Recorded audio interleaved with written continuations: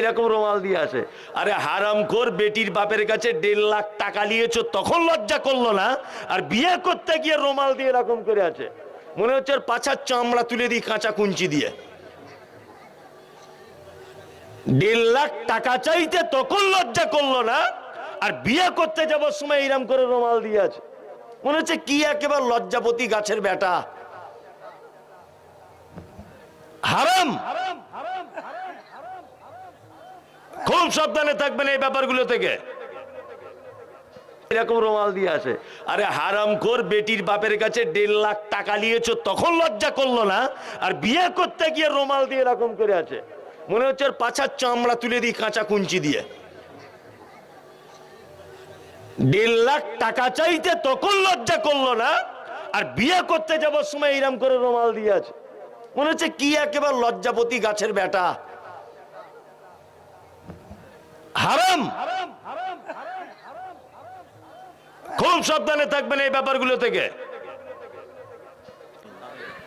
আমি পবিত্র গ্রন্থ মুকুট আল কোরআনুল কারীমের সূরা আন-নাহল আয়াত নাম্বার 97 আপনাদের সামনে তেলাওয়াত করেছি, আর প্রয়োজন বিশেষে আরো কিছু আয়াত ও হাদিস পেশ করব ইনশাআল্লাহ। অত্র কোরআনের আয়াত এবং হাদিস সামনে রেখে বিক্ষিপ্তভাবে কয়েকটি কথা আলোচনা করার চেষ্টা করব। ওমা তৌফিক ইল্লা বিল্লাহ, আলাইহি তাওয়াক্কালতু ওয়া ইলাইহি উনীব। আল্লাহ সুবহানাহু ওয়া তাআলা সূরা আন-নাহল আয়াত নম্বর 97 এ বলেন, মান আমিলা সালিহাম মিন যাকারিন আও উনসা, তোমাদের ভিতরে নারী হোক বা পুরুষ হোক, কেউ যদি ভালো কাজ করে, ওয়া মুমিনুন, আর ঈমানের অবস্থাতে, কথাটা বোঝার চেষ্টা করবেন, আমি কোনো ভূমিকা ছাড়াই কথা বলার চেষ্টা করছি, আপনার মূল্যবান টাইম আমি নষ্ট করছি না। আল্লাহর ভাষা হচ্ছে এই, আল্লাহ বলছেন মানা আমেলা সালিহাম মিন যাকারিন আও উনসা, তোমাদের ভিতরে নারী পুরুষ যে কেউ হোক, যে কেউ, সে যদি আমলে সালেহ যদি করে, আর ওহুয়া মুমিনুন, ঈমানের অবস্থাতে, আল্লাহ বলছেন হায়াতান তাইয়্যিবাতান, তাহলে আমি দুনিয়াতে তার উত্তম বসবাসের ব্যবস্থা করে দিব। ওয়ালা নাজজিআন্নাহুম আজরাহুম বিআহসানি মা কানু ইয়ামালুন, আর সে যা ভালো কাজ করেছে এর থেকেও উত্তম প্রতিদান আমি দেব, সে সম্পর্কে সে অবগত নয়। এটা হচ্ছে মূল কথা। দেখুন, সর্বপ্রথম একটা কথা অত্র আয়াতের আমাদের মনে রাখতে হবে, আল্লাহ সুবহানাহু ওয়া তাআলা পৃথিবীতে আমাদেরকে পাঠিয়েছেন কেন? আল্লাহ বলছেন লিয়াবলুয়াকুম আইয়ুকুম আহসানু আমালা, তোমাদেরকে পৃথিবীতে পাঠানো হয়েছে এই কারণে, হায়াত এবং মওত সৃষ্টি করা হয়েছে এই কারণে, লিয়াবলুয়াকুম আইয়ুকুম আহসানু আমালা, তোমাদেরকে পরীক্ষা করা হবে, জিজ্ঞাসা করা হবে যে তোমাদের ভিতরে উত্তম আমল কে করেছে, উত্তম আমলকারী কে। আচ্ছা, অত্তর আয়াতে আল্লাহ বেশি আমল করার কথা বলছেন না উত্তম আমলকারী কথা বলছেন? উত্তম।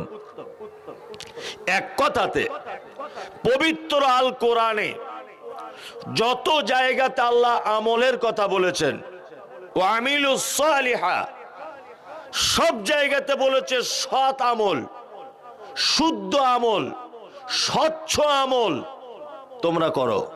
তার মানে বোঝা যাচ্ছে যে আমলের ভিতরেও তার মানে গেঁড়া কল কিছু আছে।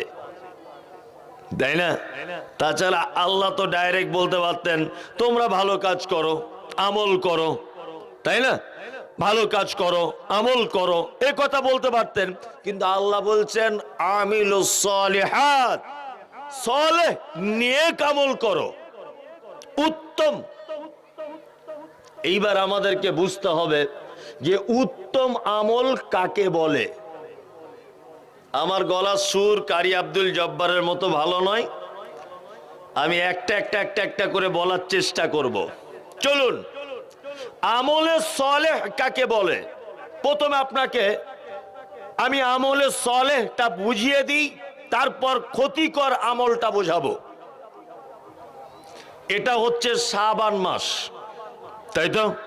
শাবান, এই শাবান মাস সম্পর্কে হাদিসে এসেছে যে আল্লাহর নবী সাল্লাল্লাহু আলাইহি ওয়াসাল্লাম প্রত্যেক সপ্তাহে 2 দিন সিয়াম পালন করতেন, এক সোমবার, এক বৃহস্পতিবার। তা মুহাম্মদ সাল্লাল্লাহু আলাইহি ওয়াসাল্লামকে জিজ্ঞাসা করা হচ্ছে আপনি এই দিন সিয়াম পালন কেন করেন? তখন আল্লাহ রাসূল সাল্লাল্লাহু আলাইহি ওয়াসাল্লাম বলেছেন যে একটা মানুষের ভালো মন্দর কৃতকর্ম এই 2 দিন সাপ্তাহিক আল্লাহর দরবারে রিপোর্ট পেশ করা হয়। এই কারণে আমি চাই যে আমারও যখন রিপোর্ট পেশ করা হবে, আমি যখন সিয়ামরত অবস্থায় বা রোজা অবস্থাতে যেন থাকি। আর বাৎসরিক একটা মানুষ 1 বছরে তার কি কাজ করেছে আল্লাহর জন্য, এই হিসাব পেশ করা হয় শাবান মাসে।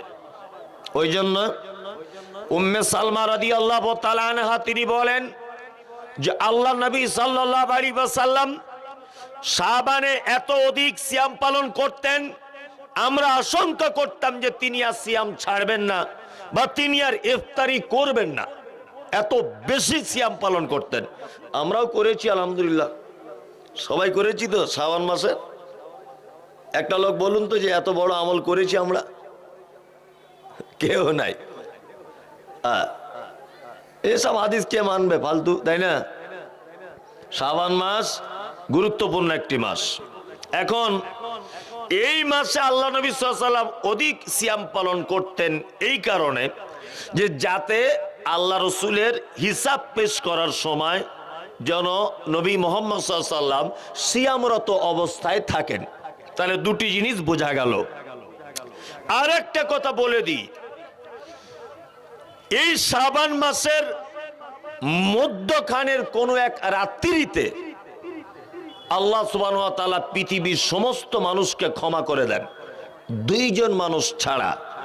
এক শিরিককারী, 2 ওই ব্যক্তি যার ভিতরে অন্যজনের জন্য হিংসা বিদ্বেষ আছে, নোংরামি আছে। তবে এই হাদিসটা সমস্ত আইম্মায়ে কেরাম হাদিসটাকে জয়ীফ বলেছেন, শুধুমাত্র আল্লামা আলবানী রাহিমাহুল্লাহ তিনি হাদিসটাকে হাসান বলেছেন, অর্থাৎ আমলের যোগ্য বলেছেন তিনি একাই। ভালো করে বোঝার চেষ্টা করবেন। চলুন, এই পর্যন্ত শাবান মাসের যাবতীয় বিবরণ শেষ। এরপরে এতক্ষণ যা বললাম এগুলো হচ্ছে আমলে সলেহ। আপনি সিয়াম পালন করবেন শাবান মাসে, এটা হবে কি আমলে সলেহ। কারণ এই আমলটা মুহাম্মদ সাল্লাল্লাহু আলাইহি ওয়াসাল্লামের সঙ্গে যুক্ত, আপনি যদি সিয়াম পালন করেন। এখন আমরা সিয়াম বাদ দিয়ে দিলাম শাবান মাসে, আমরা শাবান মাসে অধিক মাত্রায় সিয়াম বাদ দেওয়ার পরে আমরা কিভাবে যে কোথা থেকে শবে বরাত খুঁজে পেয়ে গিয়েছি 15 তারিখে, কোথা থেকে যে চলে এসেছে তা আল্লাহ ছাড়া কেউ জানে না। শবে বরাত কি বললাম বুঝলেন? বাড়িতে বাড়িতে হালুয়া করা। আর যদিও আমাদের আহলে হাদিস গ্রামে এগুলো হয় না, হয় না, কিন্তু আহলে হাদিসরা হালুয়ার দাওয়াত খেতে যায় আত্মীয় স্বজন থাকলে, এটা তো অন্তত করে। এটা ঠিক না, হালুয়া করে না, তবে অন্যান্য জায়গাতে হয় হালুয়া করে, রুটি করে, বাড়িতে কোরআন মাজিদ পড়ে, আবার সেই দিনকে কেন্দ্র করে রোজা বা সিয়াম পালন করে, আর কবরস্থানে গিয়ে সবাই মিলে কবর জিয়ারত করে, দোয়া করে। আর রাত্রির বেলাতে বাড়িতে ওই মোমবাতি জ্বালিয়ে দেয়। মোমবাতি জ্বালায় কেন? ওর মা গল্প করেছে তোর দাদুর রুহু আজকে তোর বাড়িতে আসবে, যাতে চিনতে পারে অন্ধকারে যাতে ঘুরে না যায়, ওই জন্য মোমবাতি জ্বালিয়ে দেয়। কি বললাম বুঝলেন? এসব হয় কি হয় না? হয়, হয়। আল্লাহু আকবার। শুনুন, সব থেকে বড় কথা যে কোনো জিনিস সুন্নাত প্রমাণ করতে গেলে মুহাম্মদ সাল্লাল্লাহু আলাইহি ওয়াসাল্লামের সঙ্গে সম্পর্ক থাকতে হবে। কি বললাম বুঝলেন? এবার আপনাকে একটা কথা বলি, শবে বরাতের জন্ম হয়েছে কবে? এটা যে একটা মানে বেদাত, সেটা আমায় প্রমাণ করতে হবে। আল্লাহ নবী সাল্লাল্লাহু আলাইহি ওয়াসাল্লাম চলে গেছেন পৃথিবী থেকে কত হিজরিতে? জানা আছে কারুর? জানা নাই। 11 হিজরি। কত? 11 হিজরিতে আল্লাহ নবী সাল্লাল্লাহু আলাইহি ওয়াসাল্লাম পৃথিবী থেকে চলে গেছেন। আর আল্লাহ নবী সাল্লাল্লাহু আলাইহি ওয়াসাল্লাম মারা যাবার 69 বছর পরে অর্থাৎ 80 হিজরিতে ইমাম আবু হানিফা রাহিমাহুল্লাহর জন্ম হয়েছে। ইমাম আবু হানিফা রাহিমাহুল্লাহ 150 হিজরিতে মারা গেছেন। ইমাম শাফি রাহিমাহুল্লাহ 150 হিজরিতে জন্মগ্রহণ করেছেন। এইভাবে 300 হিজরি পর্যন্ত সমস্ত আইম্মায়ে কেরাম পৃথিবী থেকে চলে গেছেন। ইমাম আবু হানিফা, ইমাম বুখারী, ইমাম আহমদ বিন হাম্বল, ইমাম শাফি, ইমাম তিরমিজি, যত রকমের বড় বড় আইম্মায়ে কেরাম ছিলেন সব 300 হিজরির ভিতরে পৃথিবী থেকে গুজরে চলে গেছেন। তখনও পর্যন্ত মাযহাব ছিল না, তখনও পর্যন্ত শবে বরাত কিছু ছিল না, তখনও মিলাদ কিয়াম ছিল না, তখনও পর্যন্ত কুল পড়ানি ছিল না, তখনও পর্যন্ত কবর জিয়ারাত সবাই মিলে শবে বরাতের রাত্রিতে ছিল না, তখনও পর্যন্ত হালুয়া রুটি আবিষ্কার হয়নি, তখনও পর্যন্ত মোমবাতির জন্ম হয়নি। 300 হিজরি পর্যন্ত, তারও 150 বছর পরে শবে বরাতের জন্ম হয়েছে। কত বছর? 150। এইবার আপনাকে বলছি, শুনে রেখে দেন, আল্লাহ নবী সাল্লাল্লাহু আলাইহি ওয়াসাল্লাম মারা যাবার 440 থেকে 450 বছর পর শবে বরাতের জন্ম হয়েছে। তার মানে এটা সুন্নত বলে মনে হয়? কোন জিনিস সুন্নত মানে প্রমাণ করতে গেলে মুহাম্মদ সাল্লাল্লাহু আলাইহি ওয়াসাল্লামকে বেঁচে থাকতে হবে। অন্তত পক্ষে আবু বকর, ওমর, উসমান, আলী সাহাবীদের কথাগুলো যদিও সুন্নত হিসাবে পালন করা যায়। কি বললাম বুঝলেন না? সাহাবীদের কওল ও হাদিস এই হিসাবে হয়তো 4 জন খলিফা পর্যন্ত শেষ, তারপরে আর কারোর কথা মেনে চললে সুন্নত বলে প্রমাণ হবে? হবে? হবে না। বারবার বলছি, শবে বরাতের দিন দিনকে কেন্দ্র করে রোজা রাখা বেদাত। আর ও হুজুর বলছি ইমাম আবু হানিফা বলেছে। বারবার বলছি যে 15 শাবানকে দিন নির্দিষ্ট করে কোন রকমের আড়ম্বর করে ইবাদত করা বেদাত, বলছে আমাদের আলা হযরত বলেছে। তার মানে কোরআনে কি আছে দেখার প্রয়োজন নাই, হাদিসে কি আছে দেখার প্রয়োজন নাই। ওরা আলা হযরত আর বড় হুজুর কি বলেছে ও সেটা নিয়ে এখন মারামারি। কি বলছি বুঝতে পারছেন? নাম দিয়েছে মুফতি সাহেব। নাম কি? মুফতি সাহেব। বেদানা নাম শুনেছেন? বেদানা, বেদানার নাম চেনেন? বেদানা। আচ্ছা, বেদানার ভিতরে দানা থাকে কি থাকে না? দানায় ভর্তি, তবুও নাম বেদানা, তাই না? তা মুফতি সাহেবের পেটে বেদাত আর শিরক আর অন্ধকার ভর্তি, তবুও তার নামের আগে মুফতি। দানা ভর্তি তবুও যেমন বেদানা, ওর পেটে বেদাত আর শিরিক ভর্তি, তবুও তার নাম মুফতি। এই মুফতি সাহেবদের ফতোয়া হচ্ছে এই যে শবে বরাত সুন্নত। কি বললাম বুঝলেন? এটা কি? পচা বেদাত। শুধু বেদাত নয়, পচা বেদাত, মানে ধারে পাশে যাওয়া যাবে না। কি বললাম বুঝলেন?